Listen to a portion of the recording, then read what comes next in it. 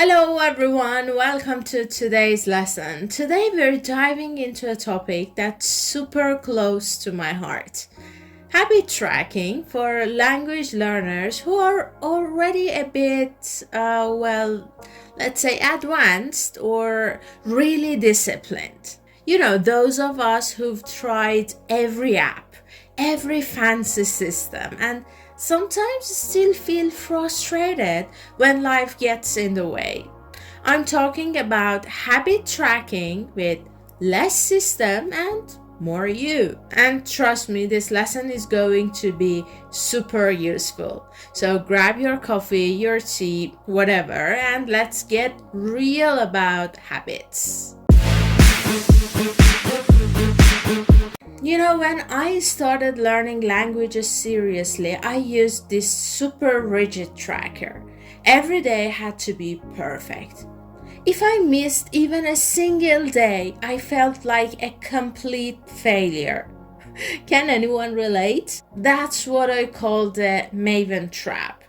You're already disciplined, but these trackers make you feel guilty if you skip a day. Here's the thing.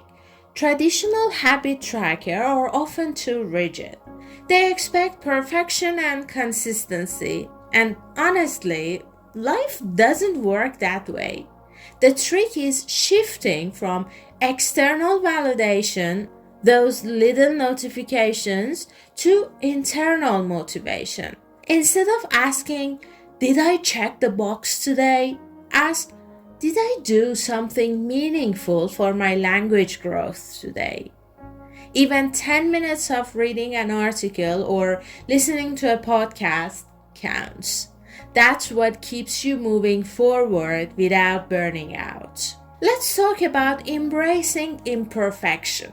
I remember last month I missed my daily 30-minute language session for 5 weeks in a row. At first, I was frustrated with myself, but then I realized the goal isn't an unbroken streak. It's about consistent engagement over time. The key is identifying your true priorities. Are you watching YouTube videos just for fun? Or are you really practicing speaking and listening? What actually moves the needle in your learning? And always remember the why behind your habits. For example, every daily activity, even tiny ones, must be connected to your long-term goals, which is fluency in real-life conversations.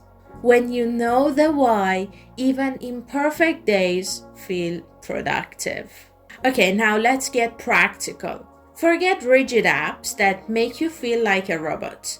I start using a flexible system, a simple notebooks and a few apps that remind me, not judge me, of course. For example, I set a micro habit. Learn 3 new words a day. That tiny step builds momentum without stress. And here's where the feedback loop comes in. Every Sunday, I check what worked, what didn't. I don't judge myself, I just take notes. Maybe I didn't study as much on Wednesday, but I noticed I learned faster on days when I used audio lessons instead of only reading. That insight helps me improve my approach. It's about tools supporting learning, not controlling it. Listen to this again. Tools must support your learning. They mustn't control you. This one's my favorite. The Maven mindset is all about celebrating consistency, not just completion. I remember once I only studied 10 minutes in the morning because life got crazy. 10 minutes, but I gave myself credit. I was still learning. I was still moving forward. And then there's the power of re-entry. Miss a week? No big deal. Don't let shame stop you. Just start again. Your habit compass, a personalized set of guiding principles, helps you navigate your learning without being controlled by apps or streaks. For me, my compass is simple.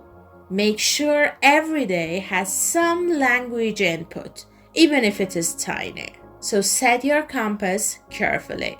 And finally, let's talk long term. The magic happens when your habits are integrated into your life, not layered on the top of it. I found that when I listen to podcasts during my commute to work or read articles while having coffee, it doesn't feel like work. Learning becomes organic.